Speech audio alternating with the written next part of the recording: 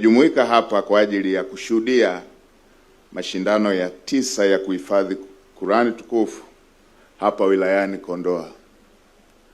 Mashindano haya ya kuhifadhi Qur'ani ni miongoni mwa juhudi muhimu za kulinda na kueneza na kuendeleza kitabu kitukufu cha Mwenyezi Mungu.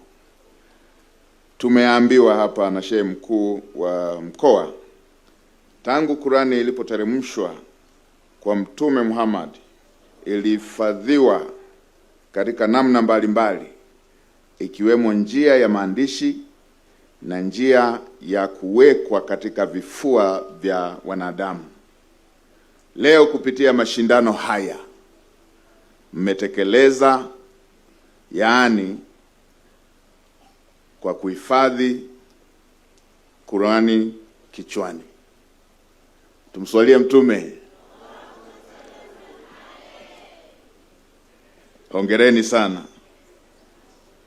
Ndugu washiriki na wananchi wote, Sheikh wetu ametukumbusha pia pale aliposema, Mungu aliposema katika sura ya 15 Surat Al-Hajri aya ya 9, ninanukuu, hakika sisi tumeiteremsha Qur'an na hakika sisi ndiyo tutakao ilinda.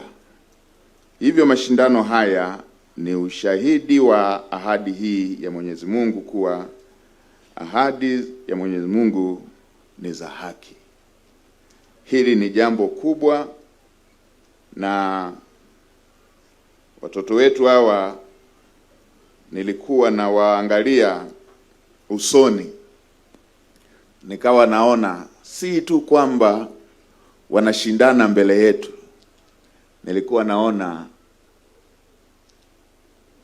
kwamba kweli wamehifadhi. Nilikuwa narudia kumuuliza mheshimiwa mbunge pale, hii imewachukua muda gani?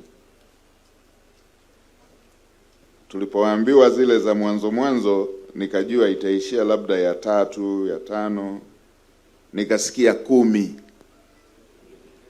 Nikajua tunaishia hapo, nikasikia 20. Nikadhani tunaishia hapo, nikasikia 30. Takbir!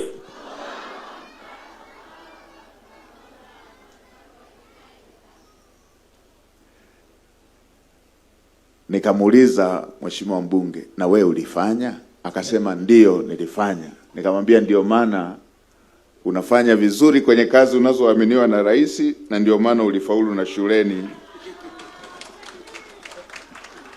Niwahakikishie, serikali inathamini sana na inatambua kazi kubwa inayofanywa na madhehebu mbalimbali ya dini, na itaendelea kutoa ushirikiano wa kutosha wakati wote kuhakikisha masuala ya ibada yanaendelea kuheshimiwa. Tuendelee kuyatumia majukwaa ya mashindano ya Qur'an kuhamasisha upendo, mapenzi ya Qur'an, na si ushindani pekee. Kama nilivyotangulia kusema, nimeona watoto wetu hawa wakionyesha kuwa wamefanya hiyo si tu kwa mashindano mbele yetu, bali kuwa sehemu ya kujifunza kwao na kuishi kama Mwenyezi Mungu anavyotaka. Hivyo katika mashindano yetu haya ya leo, hakuna mshiriki ambaye amepoteza au ameshindwa. Washiriki wote ni washindi kwa sababu wamejifunza na wameibeba Qur'an. Tumeona leo wakituambia hapa, hakuna hata mmoja ambaye amekuja ametuambia kitu kingine. Ameibeba Qur'an katika nyoyo zao na wameieleza hapa mbele zetu. Kuhifadhi Qur'an kichwani kuendane na kuishi Qur'an kwa vitendo. Hivyo majukwaa yote ya mashindano ya Qur'an, walimu wa Qur'an pamoja na wazazi wakiwemo na walezi, mnawajibika kuwafundisha kwa vitendo vijana wetu kuhusu uchamungu, maadili mema, uadilifu, kuhudumia na kuunganisha makundi mbalimbali katika jamii yetu pamoja na matendo mema ndani ya nchi yetu. Nilifurahishwa pale MC aliposema mtoto huyu anafundishwa na bibi yake.